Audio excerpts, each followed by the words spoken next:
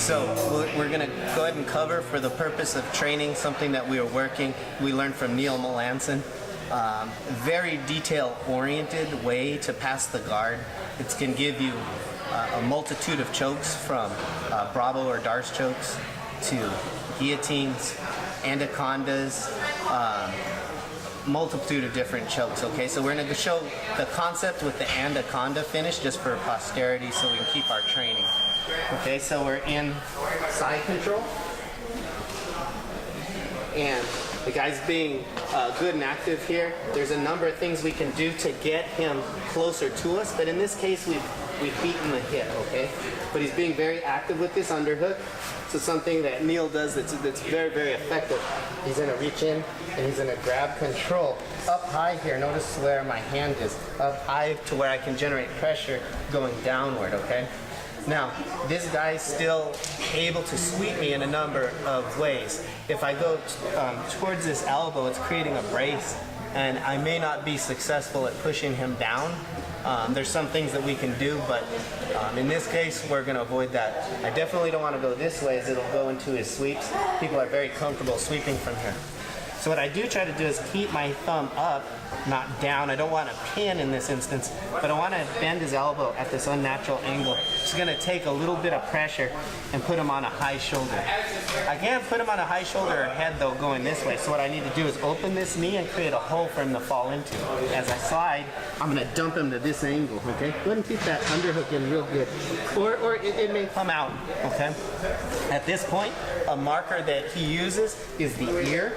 Some people like to straighten on the jaw, and other people like the top of the head for more leverage, but we'll just use what he does, cover the ear up as a marker. I'm going to come up and lock up a quarter Nelson. Okay? His underhook's starting to fall out, but that's okay. Now he's likely to be very active with this guard. So what I do is I get up onto my toes, okay? I'm on my toes, and that's going to put a lot of pressure coming down on him, and I can free myself. From this position, we can do all sorts of chokes. We're going to go, obviously, we can go into locking up here, and we can get Darce chokes. We can get guillotines, like a Marcelo Garcia style guillotine. We go with like an anaconda, as Neil or Rafael Mendez might do, okay? So what I'm going to do is I'm going to grab his chin and I grab his elbow, okay? I'm going to fall back. When I pull his elbow out of the way, I know that if he's able to pull his elbow down, the odds of me finishing an Anaconda choke are going to be slimmer. I'm going to have to go to like a north-south choke. So I keep his elbow out of the way, I come up, and I'm going to lock on my bicep. I should be able to wiggle my fingers here. I don't ever want a Darce or Anaconda choke where my fingers are bunched up. So I'm going to come up, I grab on my bicep, okay? The Mendez brothers will also bring their knee over to prevent him from bringing his elbow down. And now it's just the leverage of my body. I barely need to squeeze, and I'll get the tap, okay?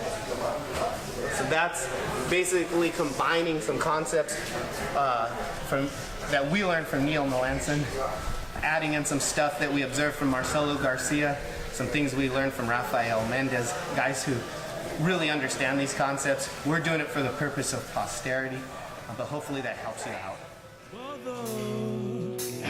Tell your children not to walk my way. Here, right, cover, okay, keeping the pressure here, right, pressure, okay, come in.